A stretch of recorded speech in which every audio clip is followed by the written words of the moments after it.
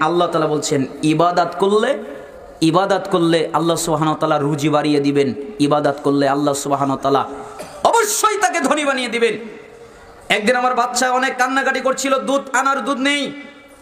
আমি এই হাদিসটা পড়লাম, পরের দিন সকালবেলা মসজিদে গেলাম, বাচ্চা কান্না করছে ঘরে, 2 রাকাত সালাত আদায় করলাম, আল্লাহকে বললাম আল্লাহ আমার 200 টাকার প্রয়োজন। এরপরে বাইরে আসলাম, একটা লোক আসলো, আমি তাকে কোনোদিন দেখিনি, এত সুন্দর চেহারাওয়ালা, আমাকে সালাম করলো, মুসাফা করলো, চলে গেল। আমি যখন হাতটা খুললাম তখন দেখি 100 টাকার 2টা নোট। আমি তার কাছে 200 টাকা চেয়েছিলাম আল্লাহর কাছে, কার মাধ্যমে যেন আমার হাতে আল্লাহ 200 টাকায় পৌঁছে দিয়েছে। আমি ওই টাকা নিয়ে গেলাম, দুধ কিনলাম, এরপরে বললাম তো ইবাদত করে তো প্রয়োজন। ওই দিন বিকেলবেলা সভাপতি, ক্যাশিয়ার, সেক্রেটারি আমার কাছে আসলেন। এরপরে আমাকে বললেন তোমার তো কষ্ট হচ্ছে, তা তো আমরা বুঝতে পারি, আচ্ছা যাও, আগামী মাস থেকে না, এই মাস থেকে তোমার বেতন 10,000। বলেন তো কয় হাজার? 10,000। 1 লাফে 7,000 বেড়ে গেছে। এই হাদিস আমার জীবন পাল্টে দিয়েছে, ওয়াল্লাহি আল্লাহর কসম।